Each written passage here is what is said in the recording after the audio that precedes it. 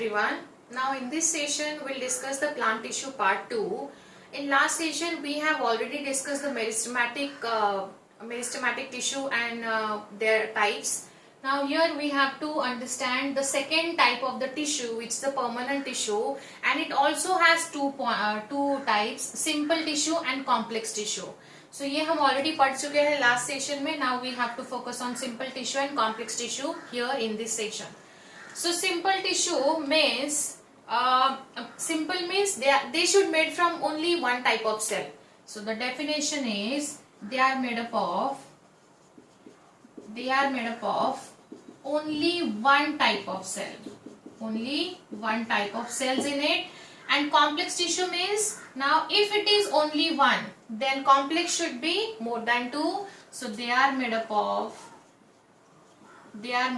of more than two types of cells.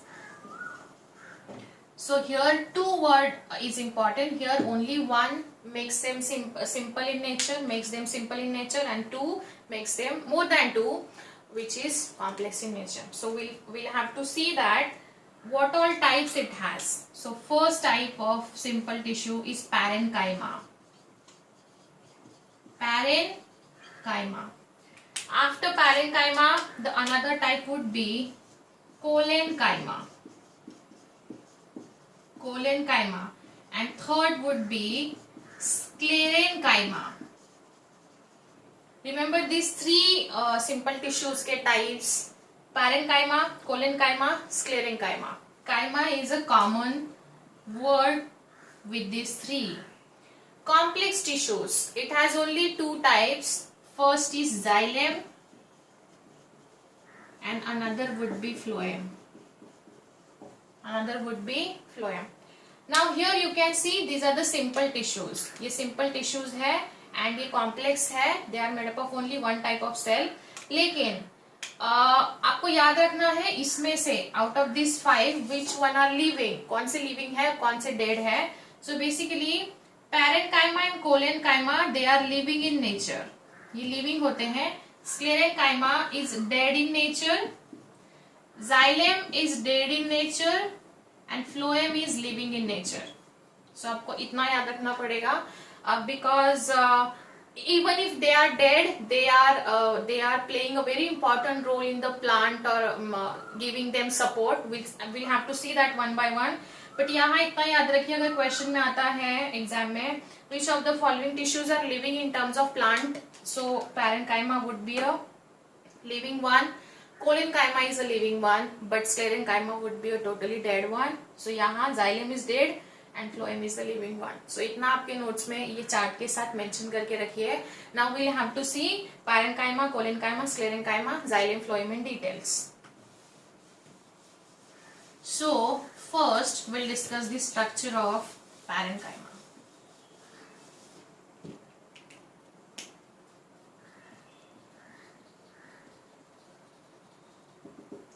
Parenchyma means, अगर आपको कभी भी पैरेनकाइमा ये टिश्यू एग्जाम में पूछा तो इसकी एक स्पेशलिटी है, it has isodiametric cells. The cells are isodiametric in nature. Isodiametric means suppose for example the cells are like this. अगर ये सेल ऐसी है तो वो सेम डायमीटर की ही रहेगी. सारी sales, each and every cell should be a same diameter. So isodiametric मतलब same diameter की cells उसमें होनी चाहिए. Isodiametric in nature. At the same time it can be the polygonal or it can be the rectangular also, and it is also having a nucleus because it's a living in nature. Nucleus होना चाहिए, cytoplasm, protoplasm होना चाहिए, and basically it is also having a thin cell wall. इसमें thin cell wall होती है which is made up of cellulose. So it has a thin cell wall. Cell wall भी है इसके पास, but वो cellulose से बनी होती है, thin होती है like this. They may be compactly arranged or loosely arranged.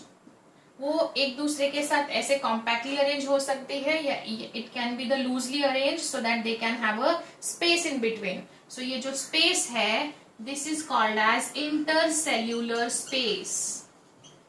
it is called as intercellular space, because sometimes they also have to maintain the buoyancy in the aquatic plants. So buoyancy कैसे maintain होती है, so that buoyancy maintain in spaces से maintain होती है. Air space, intercellular air space भी आप लिख सकते हो यहाँ, so that आपको buoyant force रिलेट करने में easy हो जाएगा.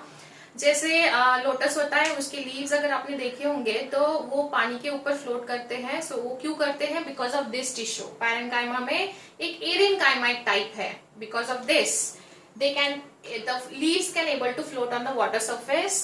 सो parenchyma has first type which is एरेन्काइमा.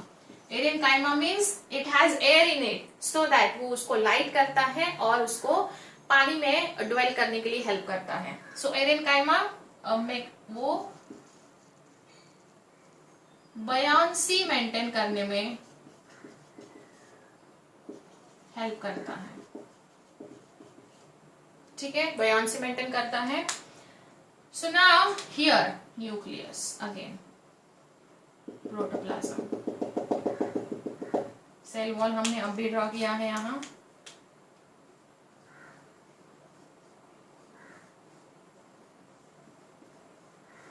Like this.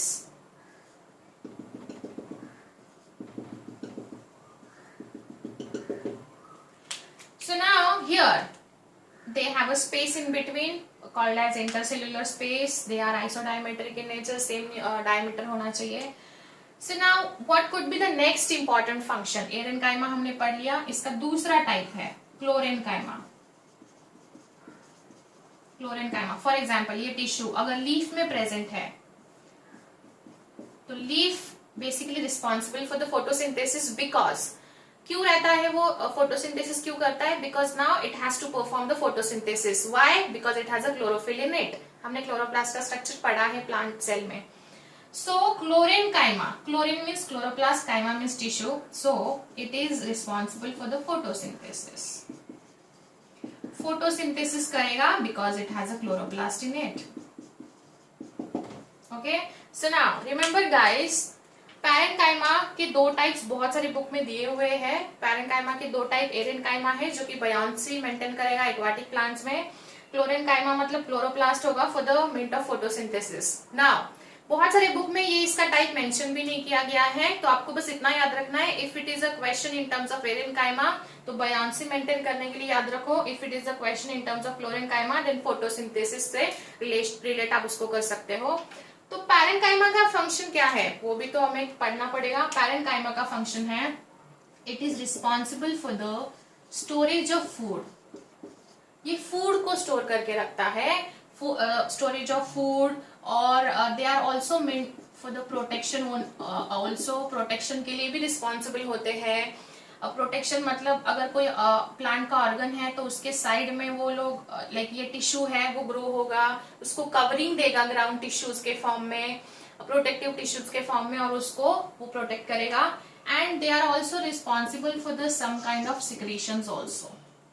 So parent कैसे याद रखोगे? पैरेंट होता है वो प्लांट का, वो जो टिश्यू है वो पैरेंट है. पैरेंट क्या करता है? उसको फूड प्रोवाइड करता है. तो कभी भी पैरेन्काइमा का फंक्शन एग्जाम में पूछा तो always remember it is responsible for the storage of food. Because as a parent उसको फूड जो है वो बेसिक नीड वो प्लांट को प्रोवाइड करनी है, ऐसे याद रखो. So storage of food, protection also and secretions also. Secretions of number of compound, secondary compound जो बनते हैं उसका करेगा वो रॉ मटेरियल का. सो यस, ये था हमारा पैरेन्काइमा पूरा. याद ये रखना है जब हम कोलेन्काइमा पढ़ेंगे तो कोलेन्काइमा एंड पैरेन्काइमा को कंपैरिजन में याद रखिए, बहुत इजी हो जाएगा. So yes, that was all about the parenchyma. Next would be a collenchyma.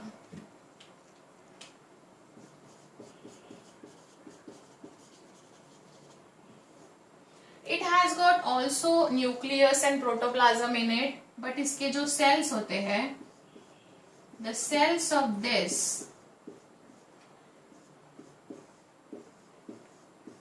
has a thickening, so that वो जो थिकनिंग है वो उसको एक स्पेशल नेचर में बनाती है. Like for example it has got the thicken corner. इसके कॉर्नर जो है वो थिक होते हैं. And why they are thick in nature? We'll see that why they have a thickened corners like this. बस वो कॉर्नर पे डिपोजिशन होता है. तो अगर आपको एग्जाम में क्वेश्चन आता है, लाइक फॉर एग्जाम्पल मैं पैरेन्काइमा भी ड्रॉ कर लेती हूँ. यहाँ पैरेन्काइमा हमने पढ़ा, वो सिंपल था ऐसा, उसके पास थिन सेल वॉल था. It doesn't have any kind of deposition at the corners of the cell, but यहाँ है. सो यहाँ ये न्यूक्लियस है, साइटोप्लाज्म है. सो ये कॉर्नर पे डिपोजिशन क्यों है वो हमें पढ़ना है. So this depositions actually of lignins, lignin, hemicellulose. So basically lignin and hemicellulose deposit हो जाते हैं सेल के कॉर्नर में, because plant would require a support at the initial उनके लाइफ जब होती है, इनिशियल लाइफ होती है, तो they would require a support, and this support basically is given by this lignin. Deposition होता है. जहां भी प्लांट में डिपोजिशन हो जाता है वो मैकेनिकल सपोर्ट या फिर प्लांट को स्ट्रेंथ प्रोवाइड करने का काम करता है. सो कोलेनकाइमा इनिशियल जब लाइफ होती है प्लांट की, तब उसको स्ट्रेंथ प्रोवाइड करने का काम करेगा. जैसे मैंने आपको बोला था, कोई सीड अगर हम सो करते हैं तो इनिशियली वो ऐसे ग्रो होता है, फिर उसके बाद उसकी लाइफ शुरू हो जाती है ऐसा. बट देन ऐसा नहीं है कि वो तुरंत उसका स्टेम ऐसे स्ट्रांग हो जाएगा, ऐसा नहीं होता है. इसीलिए इनिशियल लाइफ यहाँ से यहाँ तक उसको पहुंचाने तक प्लांट हैज अ कोलेनकाइमा. तो कोलेनकाइमा का अल्टीमेटली एक फंक्शन है जो कि प्लांट को मैकेनिकल सपोर्ट और you can say strength provide करता है for the initial life of the plant. अभी अगर मैंने सपोज ये प्लांट यहाँ एक प्लांट में ड्रॉ कर रही हूँ, अगेन सेम यहाँ उसके में भी रूट्स होंगे. ये यहाँ ये प्लांट है.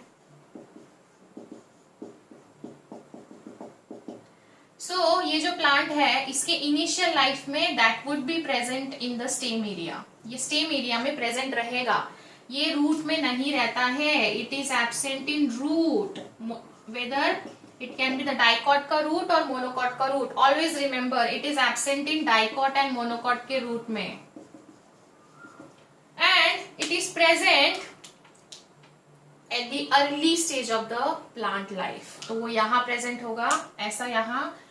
And one more thing you have to remember, it is also present at the petiole of the leaf.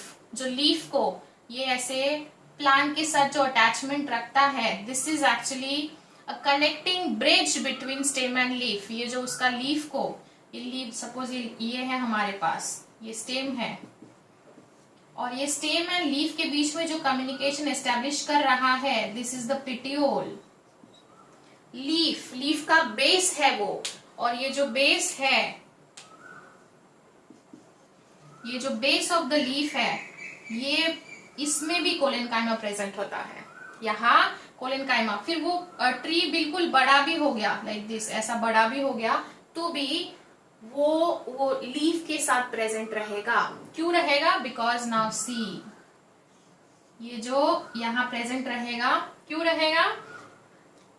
To just prevent from the may be strong wind action और विंड करंट, मे बी बारिश के पानी से, like heavy rain से उसको बचाएगा, या फिर हेवी विंड से उसको बचा के रखेगा. सो ऐसा नहीं है ना कि थोड़ा सा हवा चला या विंड थोड़ा सा तेज हो गया तो सारे लीव्स नीचे तो नहीं आ जाते हैं प्लांट के. क्यों नहीं आते हैं? Because they leaves basically they are hold by this thing, collenchyma. याद रखिए, लाइक सपोज अगेन ये डायग्राम अगर आपने ड्रॉ कर लिया होगा तो याद रखिए कॉर्नर्स पे आपको थोड़ा सा थिकन कॉर्नर दिखाने हैं. ये आगे जाके ये बड़ा ट्री बन गया लाइक दिस. तो अभी ये जो स्टेम वाला एरिया है, यहाँ कोलेनकाइमा की कोई जरूरत नहीं है. Now here it will be not requiring a collenchyma. यहाँ दूसरा टिश्यू आ जाएगा, बट देन इसके पास जो ऐसे लीव्स है, ये लीव्स के बेस पे वो फिर भी थ्रू आउट दी लाइफ रहेगा. यहाँ मैं दो ही पॉइंट क्लियर करना चाहती हूँ. जब प्लांट इनिशियल लाइफ में होता है तो उसके स्टेम में भी ये प्रेजेंट होता है, only dicot stem. For the mechanical support, बाद में लैटरल टिश्यू तो आ ही जाएगा जो कि है लैटरल मेरिस्टेम, सेकेंडरी ग्रोथ के लिए रिस्पॉन्सिबल है। But right through out the life of this leaf, वो शुरू से लेके आखिरी तक लीफ के स्टेम में, लाइक लीफ के बेस पे प्रेजेंट रहेगा, वो उसको through out the life protect करेगा, लेकिन स्टेम से निकल जाएगा। ओके, सो अभी हम यहाँ 2 पॉइंट लिखते हैं। पहला पॉइंट ये है, it is present like initial life of plant, for example कहा stem, in stem, right, but कौन सा स्टेम? ओनली डाइकॉट का स्टेम, मोनोकॉट में एब्सेंट रहता है। Second, it is present throughout the life at the base of leaf, and third, it is absent in monocots and dicot root। ये 3 चीजें आपको यहाँ याद रखनी है। So deposition make them strong in nature, it provides the strength to that plant part, and yes, collenchyma के corner पे वो थिकनिंग आ जाता है, वो किसका था? Lignin and hemicellulose. सो आपको ये याद रखना है, कोलेनकाइमा एंड पैरेन्काइमा थोड़ा सा कंपेयर करके पढ़िए। Parenchyma was having a space in between, उनके सेल्स के बीच में स्पेस था, यहाँ लाइक दिस, यहाँ स्पेस था in case of parenchyma. But here collenchyma cells are intact with each other. They don't have actually, यहाँ उनके पास स्पेस नहीं है, they are compactly arranged, compactly होगा तभी तो उसको सपोर्ट कर पाएगा, राइट। सो ये है कोलेनकाइमा जो कि no intercellular space, so space, intercellular space is absent, intercellular space is absent in collenchyma, और पैरेन्काइमा में स्पेस प्रेजेंट था, इंटरसेल्युलर स्पेस प्रेजेंट। ठीक है, इसका सेल वॉल सेल्यूलोज से बना था, इसका कॉर्नर पे थिकनिंग लिग्निन एंड हेमीसेल्यूलोज से है, and they actually make them strong in nature. ये फूड स्टोरेज करता है, ये फोटोसिंथेसिस एंड बयान फोर्स मेंटेन करता है इन सम प्लांट्स, बट ये थ्रू आउट द लाइफ में प्लांट को, लाइक इनिशियल लाइफ में प्रोटेक्ट करता है, सपोर्ट करता है।